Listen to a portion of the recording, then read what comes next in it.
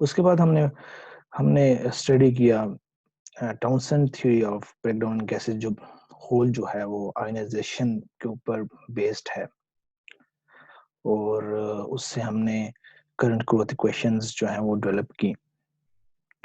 तो कुछ ड्रॉबैक्स थे टाउनसेंड थ्योरी में, जिसकी वजह से स्ट्रीमर थ्योरी पेश हुई। तो वो ड्रॉबैक्स कौन से थे? सबसे पहला ड्रॉबैक्स था कि जो टाउनसेंड जो है वो, जो टाउनसेंड थ्योरी जो थी, वो या टाउनसेंड मैकेनिज्म जो था, उसमें सिर्फ जो है आयोनाइजेशन से जो ब्रेकडाउन है के ऊपर क्या फर्क पड़ता है, उसके ऊपर डिस्कशन हुई थी। गैप्स के दरमियान ज्योमेट्री क्या है, इलेक्ट्रिक फील्ड क्या है, गैस प्रेशर जो है, उसके ऊपर जो है वो टाउनसेंड मैकेनिज्म फेल हो गया। उसके ऊपर उसने ज्यादा एक्सप्लेन नहीं किया, तो वो सिर्फ आयोनाइजेशन को लेके चल रहा था। तो दूसरा जो हमारा जो ड्रॉबैक्स टाउनसेंड में हमने देखा वो ये था कि हमारे पास जो कैलकुलेशंस थी टाउनसेंड में, जो करंट ग्रोथ था उसकी वजह से जो ब्रेकडाउन कैलकुलेशंस थी, उसमें टाइम लैग था। कि हमारे पास जो टाउनसेंड मैकेनिज्म जो ब्रेकडाउन प्रिडिक्ट करता है, वो ऑलमोस्ट जो है 10⁻⁵ सेकंड्स जो है वो ब्रेकडाउन के 10⁻⁵ सेकंड्स के बाद ब्रेकडाउन होता है आयोनाइजेशन के बाद। लेकिन असल में जो ब्रेकडाउन होता था वो होता था 10⁻⁸।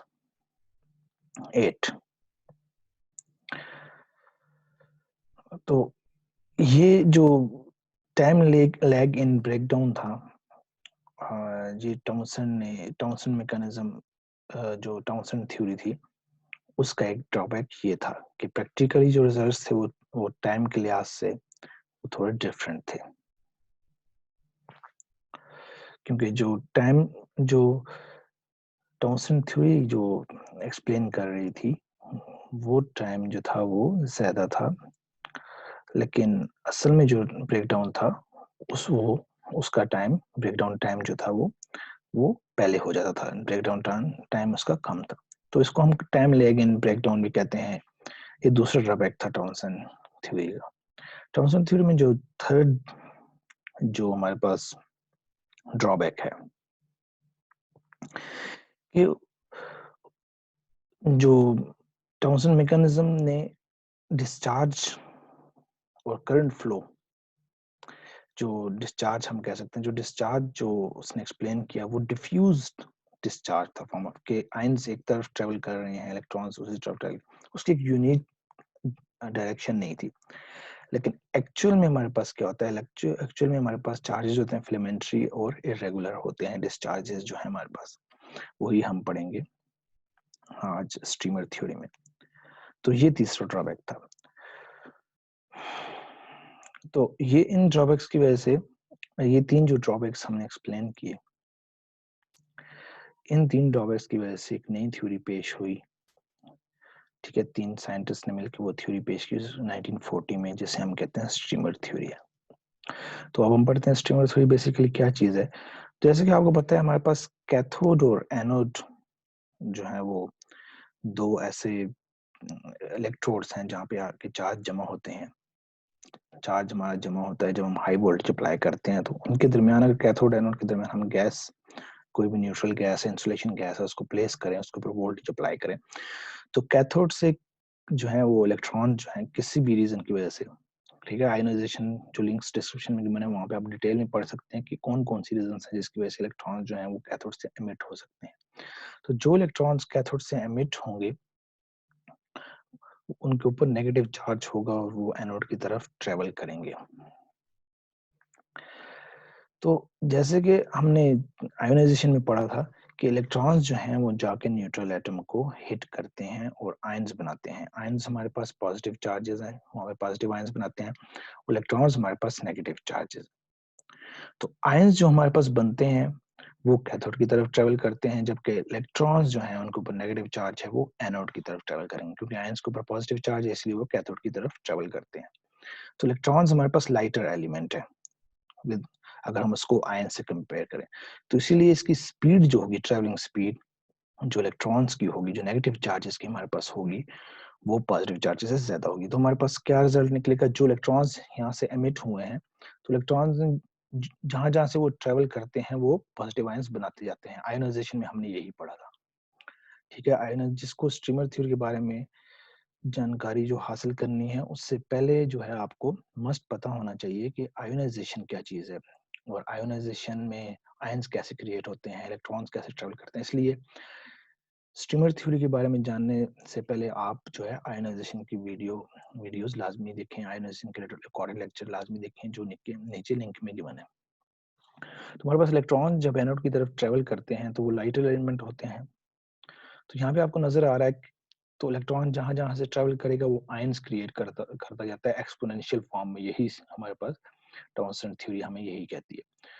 तो वो आयंस क्रिएट करता जाता है और वो साथ में एनोड की तरफ ट्रेवल करेगा। अब देखें, यहाँ से इलेक्ट्रॉन्स जो हैं बहुत तेजी से ट्रेवल करके एनोड की तरफ, एनोड के पास आ गए हैं। ये नेगेटिव इलेक्ट्रॉन्स को हम शो कर रहे हैं नेगेटिव चार्जेस पे, और आयंस को पॉजिटिव चार्जेस। जो इलेक्ट्रॉन्स हैं वो लाइटर एलिमेंट हैं, वो जल्दी से ट्रेवल करके आयंस को पीछे छोड़ देंगे।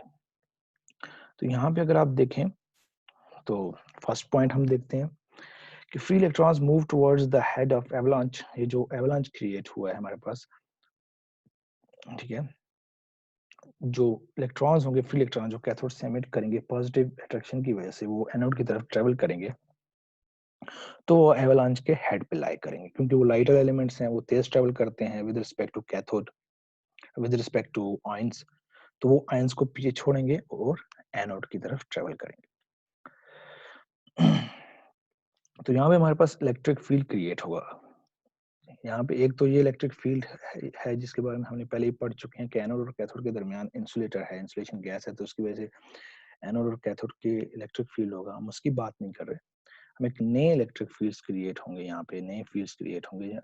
जैसा कि यहाँ पे E1 जो है, एक फील्ड यहाँ पे क्रिएट होगा क्योंकि यहाँ पे पॉजिटिव चार्ज है, यहाँ पे नेगेटिव चार्ज है, दरमियान में इंसुलेशन है, तो यहाँ पे एक फील्ड क्रिएट होगा। दूसरा फील्ड जो यहाँ पे आपको क्रिएट होगा E2, वो क्रिएट होगा नेगेटिव इस साइड पे, नेगेटिव चार्जेस और पॉजिटिव चार्जेस, इनको हम स्पेस चार्जेस कहते हैं। जो गैस के अंदर क्रिएट हुए हैं उनको हम स्पेस चार्जेस कहेंगे। तो स्पेस चार्जेस को हम देखें तो यहाँ पे स्पेस चार्जेस के दरमियान जो इलेक्ट्रिक फील्ड जनरेट हुआ है उसको हम E2 कह रहे हैं, ये पॉजिटिव और नेगेटिव के दरमियान। तीसरा जो इलेक्ट्रिक फील्ड आपको यहाँ पे नजर आएगा, स्टीमर थ्योरी ये कहती है कि तीसरा जो इलेक्ट्रिक फील्ड है वो हमारा जनरेट होगा कैथोड और पॉजिटिव आयंस के दरमियान में या कैटायंस के दरमियान। तो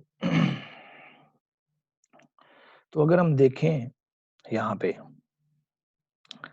ठीक है, E2 को अगर देखें, ठीक है, E2 जो है वो टोटल अप्लाइड फील्ड बाकी फील्ड्स के अपोजिट है। तो E2 जो है वो जितना स्ट्रांग होगा तो हमारे पास टोटल फील्ड जो होगा उतना ही वीक होगा। जो टोटल फील्ड की मैं जो बात करूँ, E2 जो है, यहाँ पे देखें आप, E2 जो है वो ऑपोजिट है। देखें एनोड से कैथोड पे फील्ड की डायरेक्शन इस तरफ है, जो पॉजिटिव चार्जेस हैं और कैथोड के दरमियान फील्ड की डायरेक्शन भी इस तरफ है। लेकिन यहाँ पे E2 जो है उसकी डायरेक्शन अपोजिट है, क्योंकि यहाँ पे देखिए चार्जेस अपोजिट हैं, अपोजिट एक्युमुलेट हुए हैं, यहाँ पे चार्जेस की डायरेक्शन डिफरेंट है। तो E2 क्या करेगा, E2 स्ट्रांग होगा और वो क्या करेगा, टोटल जो इलेक्ट्रिक फील्ड यहाँ पे इस स्पेस के अंदर आपको नजर आ रहा है, टोटल जो इलेक्ट्रिक फील्ड है वो कम से कम होता जाएगा। तो हम कहेंगे कि if we see the field behind the head E2, this field, the field is in opposite direction to the applied field। जो applied field है उसके opposite direction में है E2, तो हमारे पास टोटल फील्ड स्ट्रेंथ होगी वो कम से कम होती जाएगी। तो जिसकी वजह से क्या होगा, देखिए जो इलेक्ट्रॉन जो है एनोड की तरफ ट्रेवल करेंगे, यहाँ पे पॉजिटिव चार्जेस ज्यादा छोड़ते जाएंगे, तो E3 भी हमारे पास क्या होगा, ये जो फील्ड जो कैथोड और आयंस के दरमियान में है, ठीक है, कैथोड और आयंस के जिसको हम एवलांच टेल कह रहे हैं, तो कैथोड और टेल के दरमियान में जो हमारा फील्ड है ये क्या होगा, ये भी इंक्रीज होगा। तो फिर क्या होगा, फिर हमारे पास जो है इलेक्ट्रॉन्स जो है वो ट्रेवल करेंगे एनोड की तरफ, जाहिर सी बात है, तो एनोड की तरफ ट्रेवल करेंगे, और कैथोड जो है वो, यहाँ पे देखें आपको स्पेस चार्जेस नजर आएंगे, स्पेस चार्जेस क्रिएट होंगे। तो ये चार्जेस जो हैं, देखें आप, कैथोड जो है वो अट्रैक्शन की वजह से, कैथोड के ऊपर नेगेटिव चार्ज है, आयंस जो है वो अट्रैक्शन की वजह से कैथोड की तरफ ट्रेवल करेंगे, और इलेक्ट्रॉन्स जो हैं वो अट्रैक्शन की वजह से एनोड की तरफ ट्रेवल करेंगे, और इसी तरह हमारा करंट जो है वो कंप्लीट हो जाएगा, सर्किट हमारा कंप्लीट हो जाएगा, ब्रेक डाउन हो जाएगी, करंट फ्लो होना शुरू हो जाएगा। तो स्ट्रीमर थ्योरी यही कहती है। स्ट्रीमर थ्योरी थोड़ी डिफरेंट है टॉमसन थ्योरी से, ठीक है। ये डिफ्यूज डायरेक्शन नहीं है, ये बकायदा स्ट्रीमर को एक्सप्लेन कर रही है कि स्ट्रीमर जो है वो कैसे हमारा क्रिएट होता है। इसको हम स्ट्रीमर कहते हैं, स्ट्रीमर ब्रेकडाउन। जो आपको स्ट्रीम नजर आ रही है कैथोड और एनोड के दरमियान, ये वो स्पार्क है, ये वो करंट है जो कैथोड से, जो एनोड से कैथोड की तरफ ट्रेवल हुआ। ठीक है, आप पॉइंट्स पढ़ते हैं इसके। Due to enhanced field between the head and anode, space charges increases causing the further enhancement of the field around the anode। तो हमारे पास क्या होगा कि जैसे कि अभी मैंने पहले एक्सप्लेन किया कि हमारे पास ये वाला इलेक्ट्रिक फील्ड जो होगा E1, जो एनोड और इन चार्जेस के दरमियान, ये इंक्रीज होगा, ठीक है। ये इंक्रीज होगा जिसकी वजह से जो हमारे पास इलेक्ट्रॉन्स हैं वो एनोड की तरफ ट्रेवल करेंगे, ठीक है। लेकिन ये प्रोसेस जो होगा ये बहुत फास्ट प्रोसेस होगा, जिस जो इलेक्ट्रॉन जो है एनोड की तरफ ट्रेवल करेगा, और आपके पास जो आयंस जो हैं वो कैथोड की तरफ ट्रेवल करेंगे, कैथोड की तरफ अट्रैक्शन है उनकी, ठीक है। तो जिसकी वजह से जो ही यहाँ पे सर्किट कंप्लीट हो जाएगा, तो हमें यहाँ पे स्ट्रीमर नजर आएगा, जहाँ पे हम कहते हैं जब करंट फ्लो, यहाँ पे करंट फ्लो होगा, एक स्पाइक आएगी करंट की, जिसको हम स्ट्रीमर कहते हैं। तो फिर हम कहेंगे कि यहाँ पे क्या हो गया, स्ट्रीमर ब्रेक डाउन हो गया। अब स्ट्रीमर जो असल में है वो ट्रांजिएंट्स की तरह है।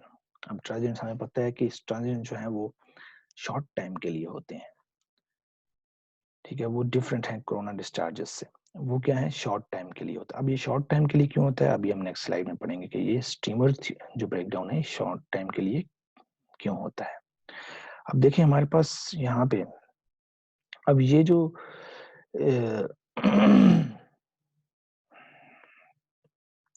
अब हमारे पास ये जो चार्जेस हैं आपको यहाँ पे नजर आ रहे हैं, अब ये जो इलेक्ट्रॉन्स हैं, ये इलेक्ट्रॉन्स सारे एनोड की तरफ ट्रेवल करेंगे, क्योंकि इलेक्ट्रॉन्स की पहले मैंने आपको बताया स्पीड ज्यादा है, और वो जहां जहां से गुजरता जा रहा है वहां वहां वो आयंस क्रिएट कर रहा है। आयोनाइजेशन हमें यही कहती है। तो इलेक्ट्रॉन सारे जब एनोड की तरफ चले जाएंगे तो यहाँ पे आपके पास स्पेस में क्या बच जाएंगे, सिर्फ और सिर्फ पॉजिटिव चार्जेस, ठीक है। तो हमारे पास पॉजिटिव चार्जेस, ये स्ट्रीमर के बाद की बात कर रहा हूँ, जो ही इलेक्ट्रॉन सारे एनोड की तरफ रश करेंगे, आयन सारे कैथोड की तरफ रश करेंगे, आपको स्ट्रीमर नजर आएगा। लेकिन स्ट्रीमर के फौरन बाद, ये प्रोसेस बहुत स्पीड में होगा, फौरन बाद आपको यहाँ पे पॉजिटिव चार्जेस मिलेंगे, और ये पॉजिटिव चार्जेस की अट्रैक्शन की वजह से कैथोड से इलेक्ट्रॉन जो है वो, और जो है वो एमिट होके इन पॉजिटिव चार्जेस की तरफ ट्रेवल करेंगे, जिसकी बात क्या होगी, ये पॉजिटिव चार्जेस, ये इलेक्ट्रॉन्स जो हैं वो जाके पॉजिटिव चार्जेस के साथ एक्यूमुलेट हो जाएंगे, पॉजिटिव चार्जेस के साथ जाके इलेक्ट्रिक फील्ड बनाएंगे, जो टोटल इफेक्ट को कैंसिल कर देंगे, और हमारे पास ये जो मीडियम है वो न्यूट्रलाइज हो जाएगा, ठीक है। इसको पढ़ते हैं इस सेंटेंस के फॉर्म में। As soon as the streamer tip approaches to the cathode, ठीक है, जैसे ही हमारी जो स्ट्रीम जो ब्रेकडाउन होगा, ठीक है, जो स्पार्किंग होगी वो कैथोड को पहुंचेगी, cathode spot is formed and a stream of electrons rush from cathode to neutralize the positive space of charge in the streamer। जैसा कि मैंने आपको बताया कि यहाँ पे पॉजिटिव चार्जेस रह जाएंगे, क्योंकि इलेक्ट्रॉन्स हमारे एनोड में जाएंगे।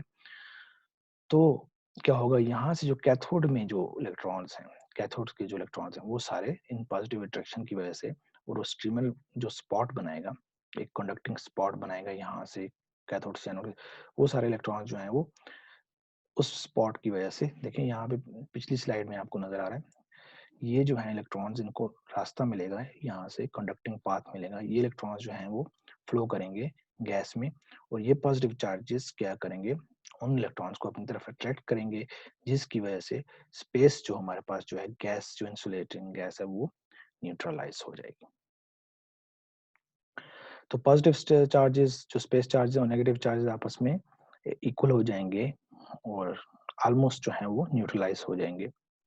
तो जिसकी वजह से हमारे पास स्पार्क तो आएगा, सिर्फ स्पार्क आएगा, उसके बाद जो है दोबारा वो करंट फ्लो नहीं होगा। इसलिए स्ट्रीमर थ्योरी हमें बाकायदा से एक्सप्लेन कर रही है, ये कोई डिफ्यूज्ड डायरेक्शन नहीं एक्सप्लेन कर रही है, बल्कि एक स्ट्रीमर डायरेक्शन हमारे पास एक्सप्लेन कर रही है। तो हमारे पास जो फील्ड की इक्वेशन होगी, इसके ऊपर पीछे पूरी डेरिवेशन है। तो for example ER is produced, अगर स्पेस चार्जेस, मैंने आपको बताया कि स्पेस चार्जेस वो चार्जेस हैं जो इंसुलेटिंग गैस के अंदर जो क्रिएट हो रहे हैं, यहाँ पे जो आपको नजर आ रहे हैं ये स्पेस चार्जेस हैं। तो स्पेस चार्जेस किसी भी रेडियस r पे अगर इलेक्ट्रिक फील्ड प्रोड्यूस कर रहे हैं तो उसको हम इससे डिनोट करेंगे 5.27 multiply by 10 power ER is equal to 5.27 multiply 10 minus 7 alpha e is power alpha x। हमें पता है अल्फा जो है वो टॉमसन कांस्टेंट है, ये हम ऑलरेडी पढ़ चुके हैं। p प्रेशर है, यहाँ पे x कोई भी डिस्टेंस है। तो अल्फा जो है फर्स्ट आयोनाइजेशन कोफिशिएंट है, ये ऑलरेडी हम पढ़ चुके हैं इसमें स्ट्रीमर टॉमसन थ्योरी में। p जो है वो गैस का प्रेशर है, x जो है डिस्टेंस है, ठीक है, जो जहाँ पे स्ट्रीमर एक्सटेंड हुआ है गैप में। तो इन तीनों साइंटिस्ट ने जो ये थ्योरी पेश की उनमें से एक का नाम मीक है, जिसने कहा कि हमारे पास वोल्टेज ब्रेकडाउन कब होगी, जब हमारे पास जो स्पेस चार्जेस की वजह से जो इलेक्ट्रिक फील्ड है वो अगर अप्लाइड इलेक्ट्रिक फील्ड के इक्वल हो जाए और जो डिस्टेंस है जहां तक स्पेस चार्जेस एक्सटेंडेड है वो डिस्टेंस जब डिस्टेंस बिटवीन द इलेक्ट्रोड्स के इक्वल हो जाए तो हमारे पास ब्रेकडाउन होता है। जाहिर सी बात है, हमने पढ़ा, यहाँ पे देखें जो चार्जेस जो हैं वो एक्सटेंड होके एनोड से लेके कैथोड तक चले जाएं, ठीक है, अगर ये डिस्टेंस है तो चार्जेस जो है कैथोड और एनोड के दरमियान में फुली एक्सटेंड हो जाएं और डिस्टेंस हमारे पास जो एक्स डिस्टेंस है, चार्जेस एक्सपेंडिंग डिस्टेंस जो है एक्स डिस्टेंस है स्ट्रीमर का डिस्टेंस, वो अगर डी के इक्वल हो जाए, डी जो है स्पेस बिटवीन द इलेक्ट्रोड्स है, तो हमारे पास ब्रेकडाउन हो जाता है। तो इसको हम जो है वो इस क्वेश्चन को अगर हम सॉल्व करें, नेचुरल लॉग दोनों साइड लें तो सॉल्व करें तो हमारे पास ये क्वेश्चन बन जाती है, ये इस फॉर्म में क्वेश्चन हमारे पास बन जाती है। तो यहाँ पे हम P और D की कोई भी वैल्यूज डालेंगे जिसपे अगर ये क्वेश्चन सेटिस्फाई हो जाती है, क्योंकि इलेक्ट्रिक फील्ड यहाँ से मैं यहाँ से कैलकुलेट कर सकता हूँ। P और D की कोई भी वैल्यू अगर हम यहाँ पे पुट करें, प्रेशर और डिस्टेंस बिटवीन द इलेक्ट्रोड्स की, अगर ये क्वेश्चन सेटिस्फाई हो जाए तो वो जो वोल्टेज हमारे पास, वो जो D की वैल्यू होगी उसको हम E से इलेक्ट्रिक फील्ड से मल्टीप्लाई करेंगे तो हमारे पास ब्रेकडाउन वोल्टेज आ जाएगी। तो आज तक के लिए इतना ही।